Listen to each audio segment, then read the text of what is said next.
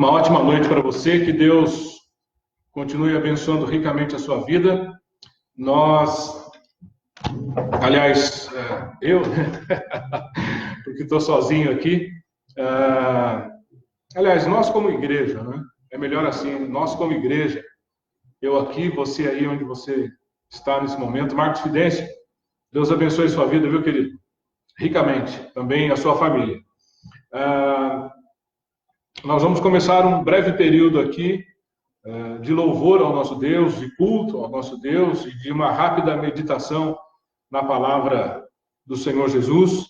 Eu quero, daqui a pouquinho, quando eu começar a meditar com você, eu vou usar o Evangelho de Lucas. Eu vou ler o Evangelho de Lucas, capítulo 18, dos versos 35 ao 41. Lucas, capítulo 18, dos versos 35 ao 41. E essa leitura, que trata sobre um homem cego que ficara cego, ela também está registrada no Evangelho de Marcos, capítulo 10, a partir do verso 46. É uma leitura muito interessante do que Jesus fez, da maneira como ele fez, da maneira como ele conversou com este homem, Bartimeu. Oi, Sirlei. Deus abençoe você. Dá um abraço aí em todo mundo, tá? Um abraço no pastor Esdras. Pastor Esdras, que é o pastor titular dessa igreja, está em casa e também está nos acompanhando através do Facebook. Então, que Deus abençoe ricamente a vida de vocês. Eu quero... Oi, Fabiana. Boa noite, viu? Deus abençoe vocês aí. Você, o Vanderlan. Muito bom saber que vocês estão ligados aí, acompanhando. Eu quero aproveitar e também mandar um abraço a todo o pessoal do Geração Marculina, lá em Jacareí. Eu sei que alguns irmãos estão acompanhando. Deus abençoe a vida de vocês. Eu quero cantar um cântico conhecido da nossa igreja aqui. E logo em seguida, eu quero meditar rapidamente com você nessa passagem que eu citei agora aqui, que é Lucas 18, do 35 ao 41, ou o Evangelho de Marcos, capítulo 10, a partir do 46. Esse cântico é de coração, ele expressa uma verdade que deve, sim, existir na nossa vida, no nosso coração, em todos os momentos. E aquilo que nós fazemos em nome do Senhor nosso Deus, em nome de Jesus, aquilo que nós oferecemos a Deus, seja através de uma música, através de um louvor, ou através de um serviço, não é? Tem gente que acha que louvor, que adoração a Deus é só quando você pega um instrumento, ou quando você toca um instrumento, ou quando você começa a cantar.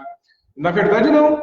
Quando você pega uma vassoura e decide cuidar da casa do Senhor, ou se você faz isso, não necessariamente na casa onde nós nos reunimos, né, como nós chamamos de igreja, nós entendemos que igreja somos eu e você, mas nesse espaço, nesse recinto, nesse auditório, em que o povo de Deus se reúne para a oração, para o aprendizado da palavra de Deus, enfim, se você pega uma vassoura para cuidar desse ambiente, ou você pega uma vassoura para cuidar de onde você está, para manter limpo, e se você faz isso para a glória de Deus, isso é um culto. Isso é um culto de adoração ao Senhor. Porque a Bíblia diz que tudo o que fizermos precisa ser para a glória de Cristo Jesus. Tudo, não são só algumas, não é ir à igreja que deve ser para a glória de Cristo Jesus. Não é trazer uma oferta, uma ajuda, não. Tudo o que fizermos precisa ser para a glória de Cristo Jesus. Então, que seja assim a nossa vida. Que esse cântico é de coração, Senhor. Que realmente haja verdade nas nossas palavras, verdade nessa música, quando nós adorarmos a Deus. Porque precisa ser de coração. Precisa ser de corpo, alma, mente, espírito diante do Senhor. Porque Ele merece toda adoração, todo louvor, toda a nossa gratidão. Porque Ele é maravilhoso. Ele é um Deus tremendo. Não há outro igual. Não há um nome que se aproxime da excelência do nome de Cristo Jesus. porque Deus deu a ele um nome que está acima de todo o nome. E é a esse nome que eu vou cantar esse cântico agora, conhecido pela nossa igreja, conhecido talvez por você que está aí acompanhando. E ele diz assim: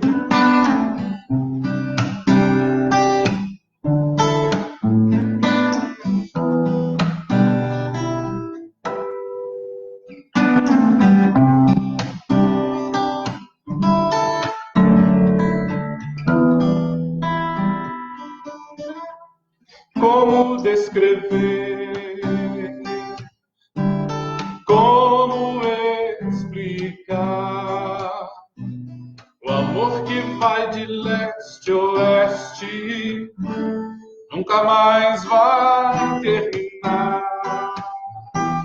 Tu me conheces bem, tu sabes quem eu sou. Não há como me esconder de ti, sempre sabes onde estou. É de coração tudo que eu disser, no hino de louvor a Jesus de Nazaré. Se as palavras não mostrarem como é grande a minha gratidão, mesmo assim, Senhor, recebe o meu louvor, é de coração. Não vou esquecer, não vou desprezar o amor que tu me revelaste ali pra me resgatar. Tu me conheces bem, pois sabes quem eu sou. Não há como me esconder de ti, sempre sabes onde estou. É de coração tudo que eu disser, no hino de louvor a Jesus de Nazaré. Se as palavras não mostrarem como é grande a minha gratidão, mesmo assim, Senhor, recebe o meu louvor, é de coração. É de coração tudo que eu disser, no hino de louvor a Jesus de Nazaré. Se as palavras não mostrarem como é grande a minha gratidão, mesmo assim, Senhor, recebe o meu louvor, é de coração. Mesmo assim, Senhor, recebe o meu louvor, é de coração. Mesmo assim, Senhor, recebe o meu louvor, é de coração.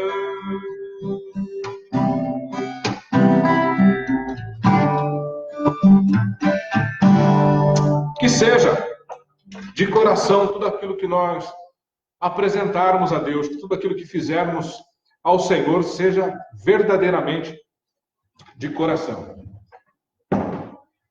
Gente, eu quero, nessa oportunidade, compartilhar com você uma passagem muito conhecida das Escrituras. Oi, Miqueias. Deus abençoe, querido. Também a Mônica Franco Vieira. O Vanderlan está ali também. Deus abençoe a vida de vocês.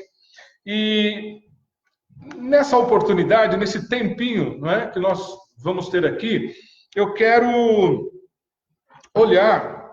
Eu gosto muito dessa passagem, porque depender de Deus é algo que precisa fazer parte da nossa vida.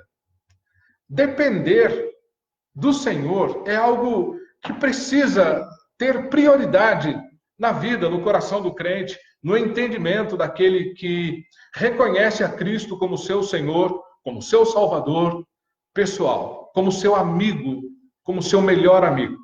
Então, quando eu olho para essa passagem aqui, eu vejo total dependência. Um homem que não tinha mais a quem recorrer.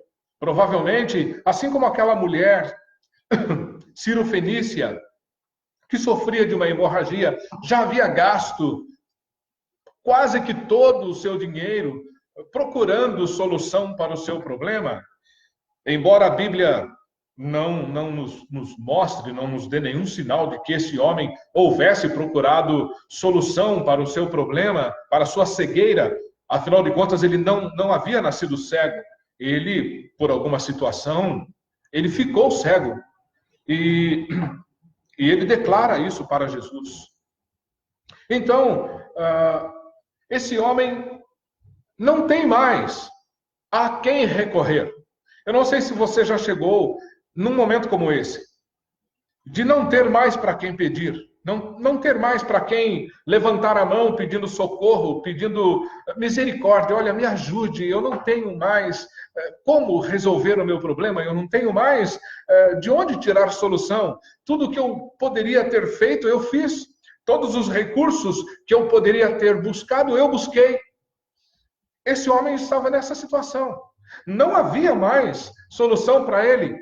E o que restou para este homem, que a Bíblia não declara o seu nome, apenas o chama de Bartimeu, ou seja, um homem que era filho de Timeu. Bar, filho, Timeu, o nome de seu pai.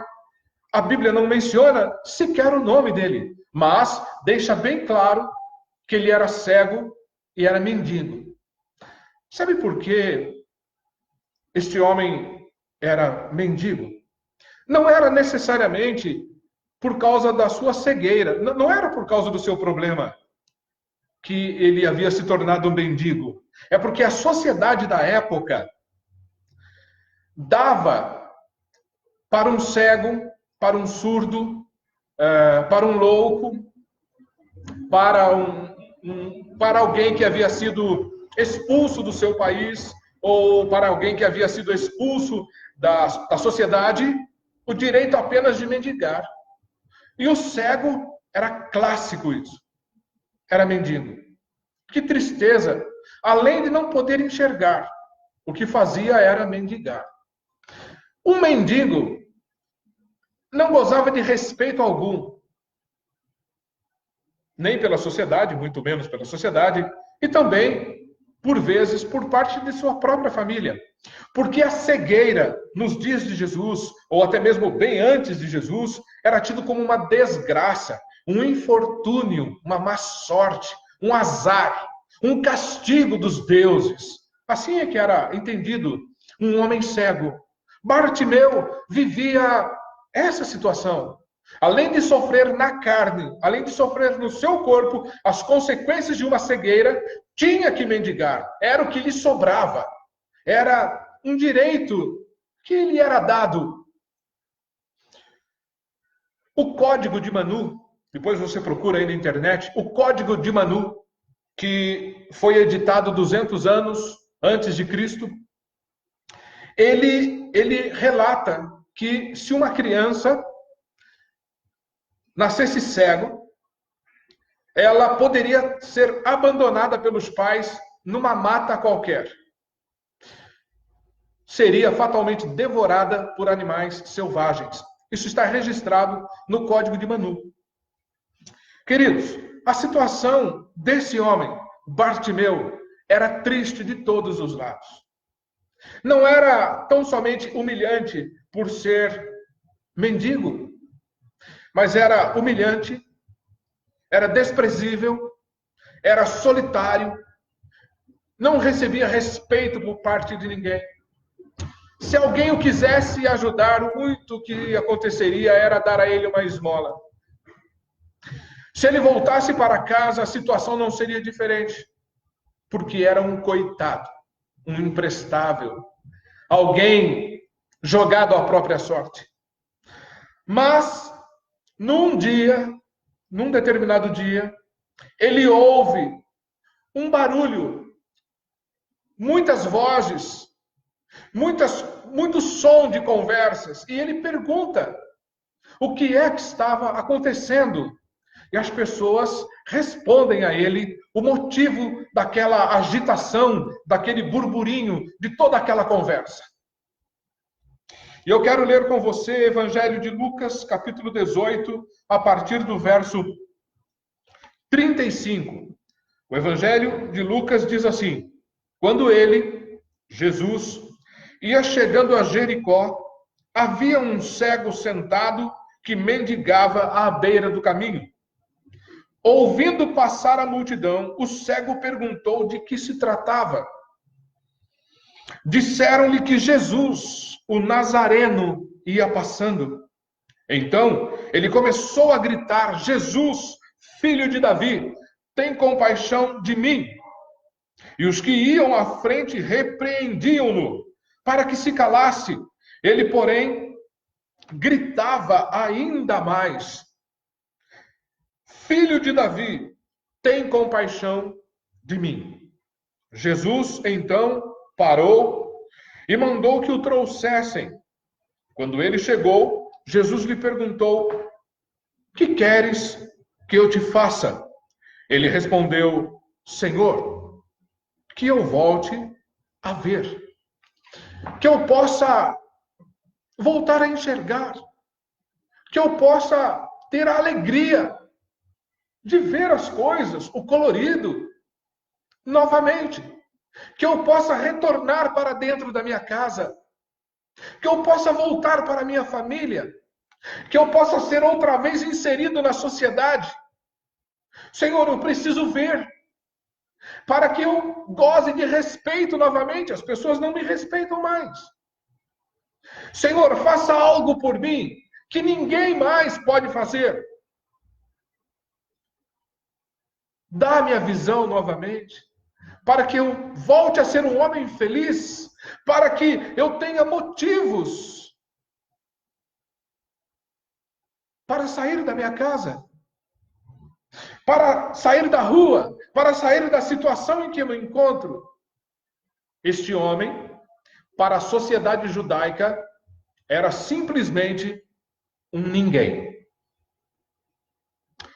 Essa era a situação desse cego, Bartimeu. Um ninguém.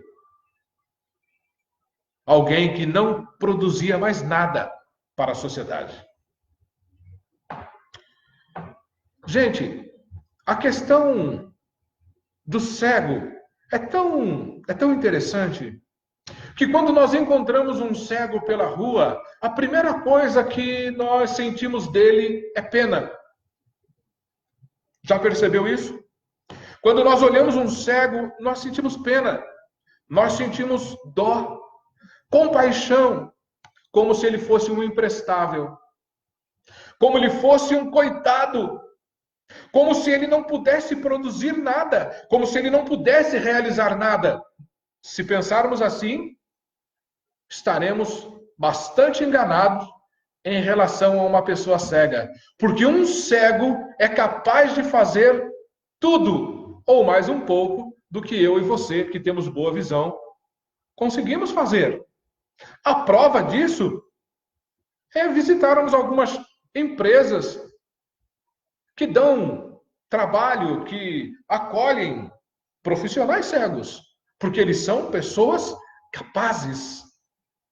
O interessante é que quando nós olhamos uma pessoa cega, quando não sentimos pena, quando não sentimos dó, quando não sentimos compaixão por ela, nós acreditamos que ela tem superpoder por realizar o que faz. Você olha um cego e diz: uau, ele é capaz de muitas coisas. A nossa balança não consegue equilibrar essa situação. Mas nos dias de Jesus, ninguém olhava um cego com bons olhos. Ninguém dava crédito e nem esperança a uma pessoa nessa situação, quando ele ouve que quem está passando é Jesus de Nazaré, o Nazareno, indiscutivelmente, embora a Bíblia não nos dê esses detalhes, nós podemos muito bem acreditar que em outras ocasiões, em outros tempos, esse homem havia ouvido falar de quem era Jesus, porque ele chama Jesus pelo seu título, Filho de Davi, tem compaixão de mim. Queridos, quando o Senhor Jesus ouve a voz desse homem, o som das palavras desse homem, ele pede que o tragam à sua presença. E provavelmente as mesmas pessoas que o mandaram calar-se são aquelas que nesse momento, nesse segundo momento, se aproximam desse homem e dizem: tem bom ânimo, ele te chama. Queridos, isto chama-se hipocrisia.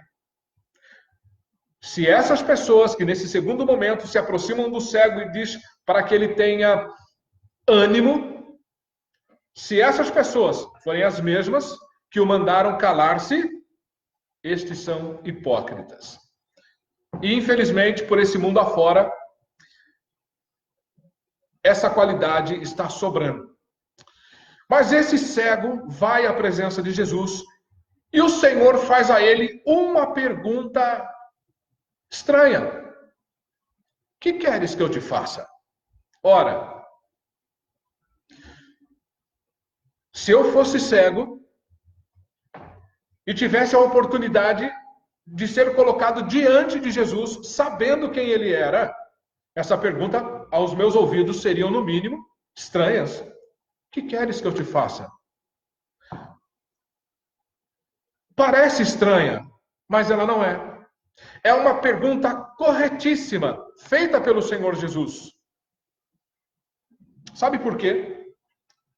Porque algumas outras pessoas tiveram também a oportunidade de estarem diante de Jesus, não o reconheceram como sendo o Cristo de Deus, o rejeitaram, o abandonaram, deram-lhe as costas e perderam a grande oportunidade de serem por ele tocados e transformados.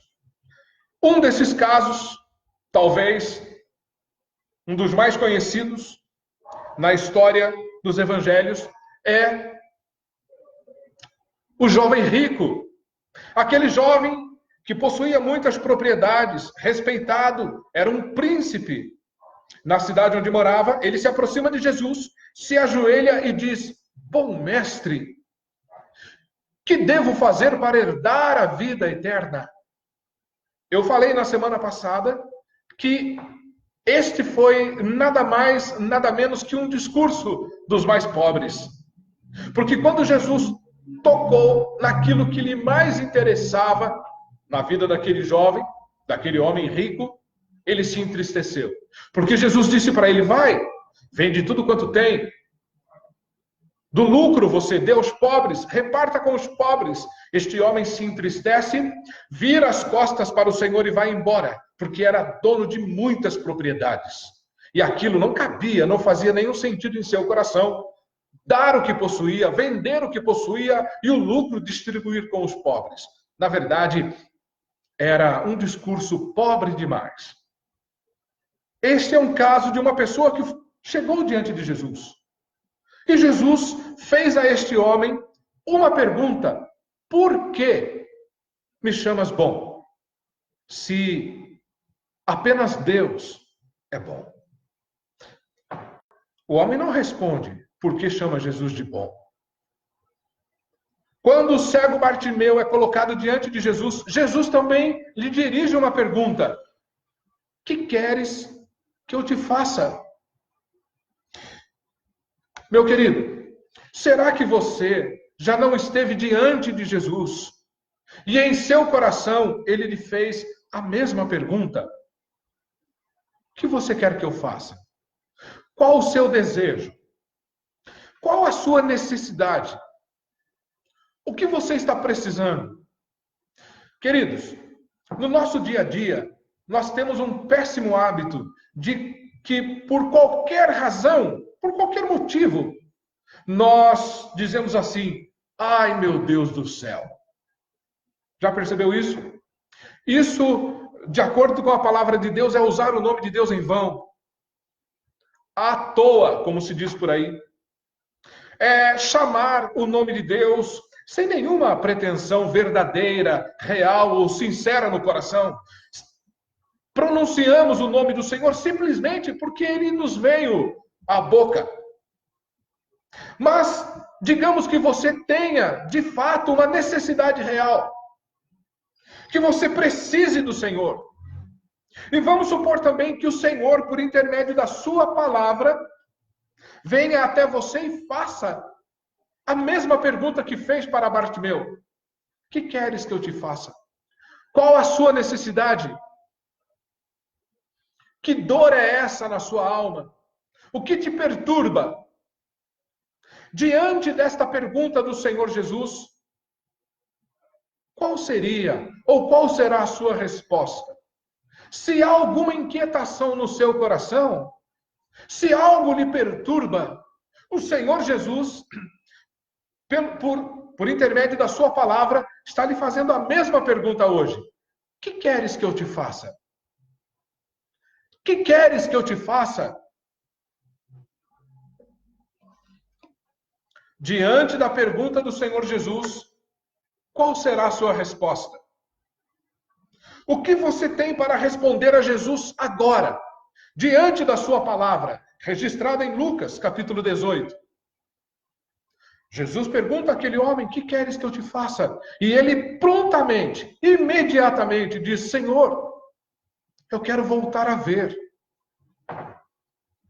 Jesus não nega essa bênção a esse homem. O Senhor Jesus diz a ele o seguinte, versículo 42, vê, a tua fé te salvou. Jesus olha para aquele homem e diz, vê, a tua fé te salvou. Talvez você diga fé, mas em nenhum momento esse homem demonstrou fé. Demonstrou, querido. Demonstrou no momento em que ele ouviu um barulho.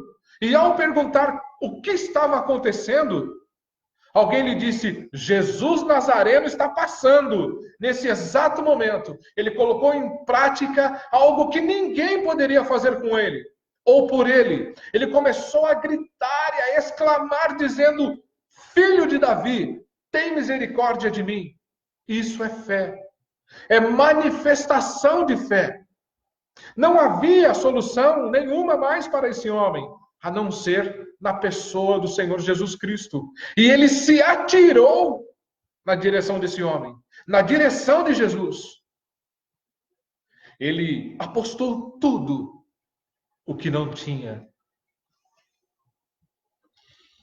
Ele colocou diante de Jesus o seu próprio coração.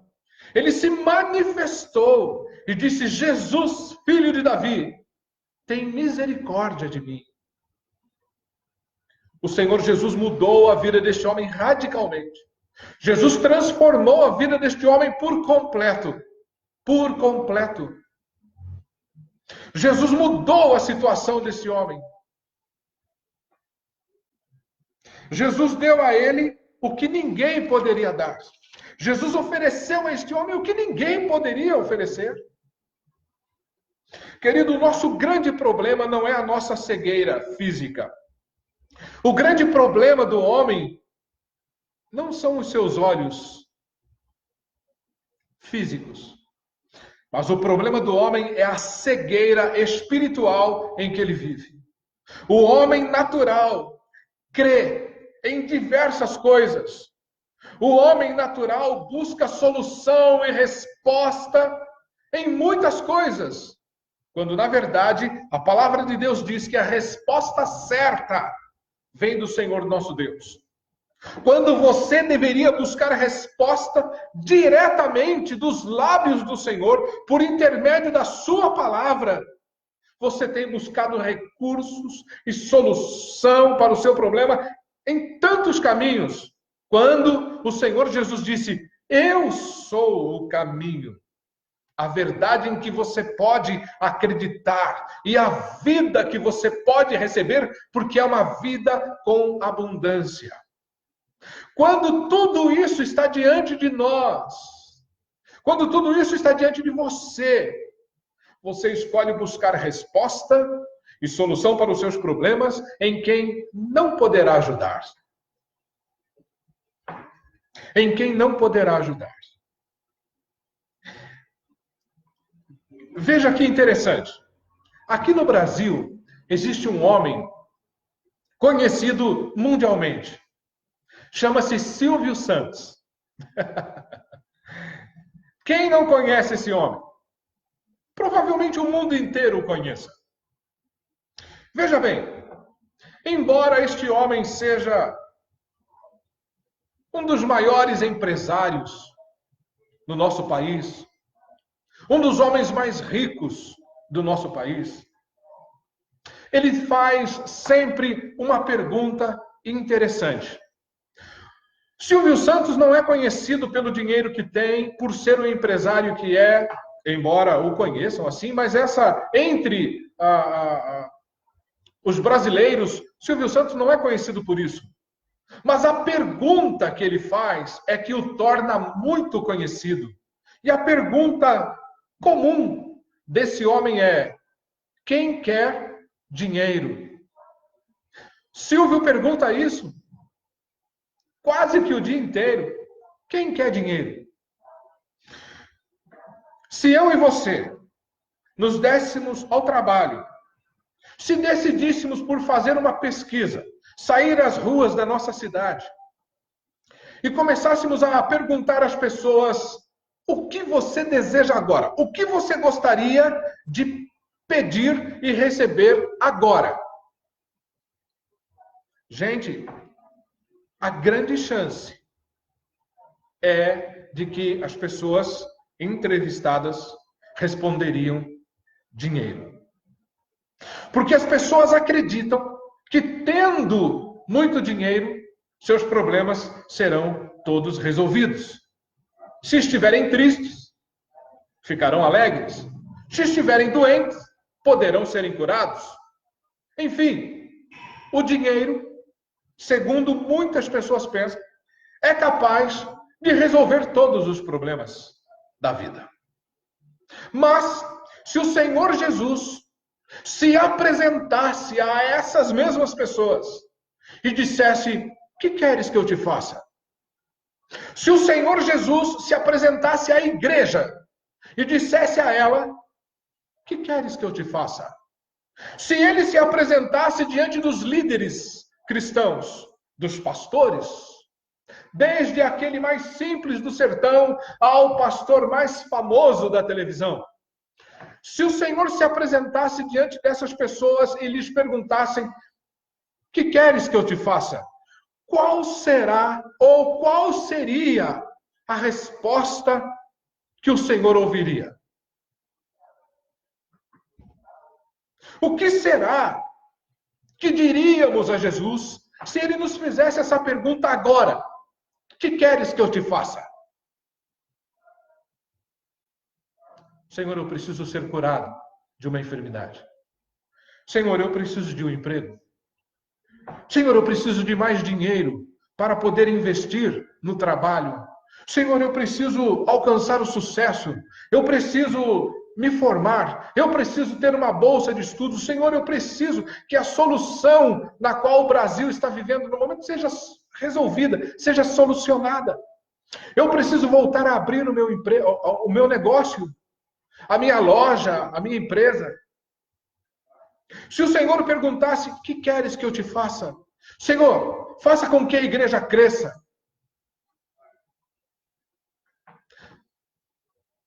Não sabemos qual seria a resposta.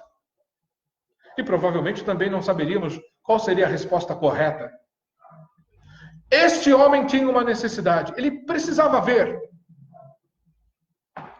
É provável, é bem provável, que a grande necessidade do povo brasileiro, a começar pela Igreja de Cristo, não seja ver.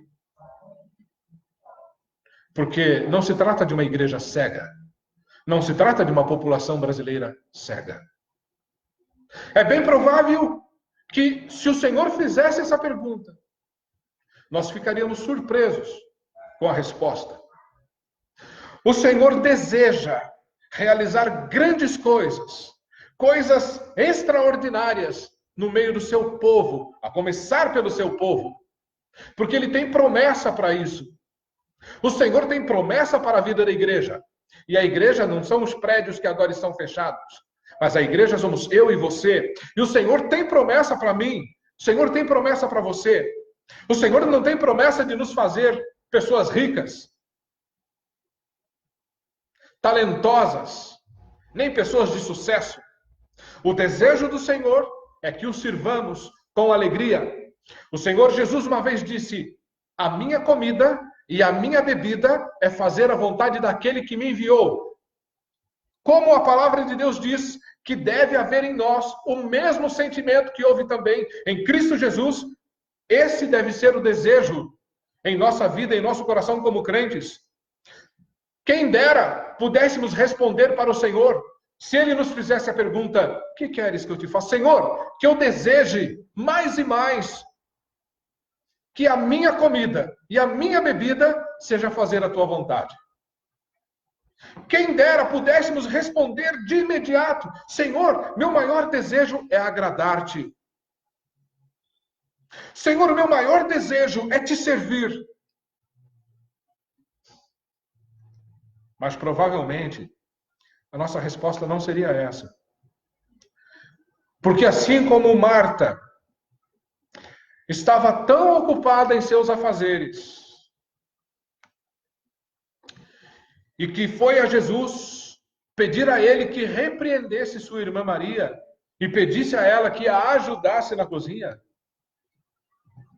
provavelmente o Senhor poderia nos dar uma contra-resposta, dizendo: você bem que poderia desejar fazer mais a minha vontade, porque esse é o desejo do meu coração. Como igreja, quem dera todos nós estivéssemos prontos a servir com alegria, a darmos mais e mais de nós para o trabalho missionário.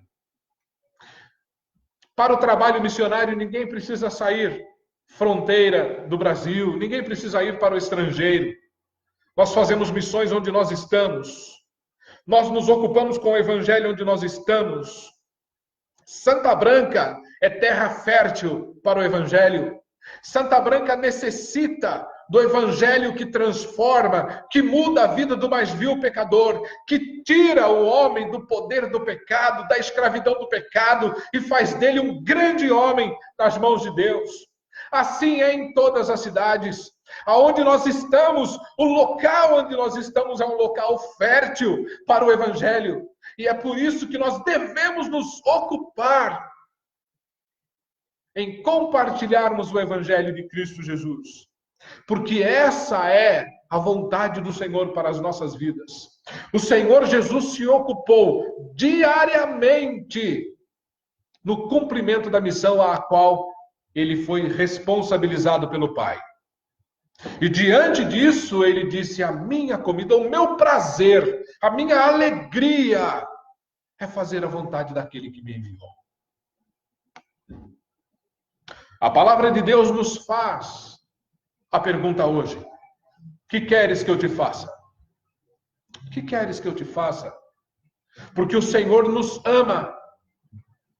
O Senhor derramou sobre nós o seu imenso amor através da pessoa de Jesus. E Ele está pronto a responder positivamente o nosso pedido. E a Bíblia diz que está. A palavra de Deus diz que está. Qual será a nossa real necessidade? Se Cristo se colocasse diante de nós e nos interrogasse: qual a sua necessidade? O que você precisa? O que quer que eu faça por você? O que quer que eu faça pela sua família?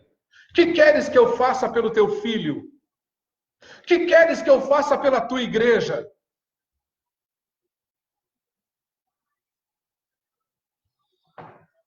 Tiago, meio-irmão do Senhor Jesus, em seu capítulo 4, verso 3, ele nos responde uma pergunta que geralmente é feita pelo crente, pelo cristão. Por que Deus não me ajuda?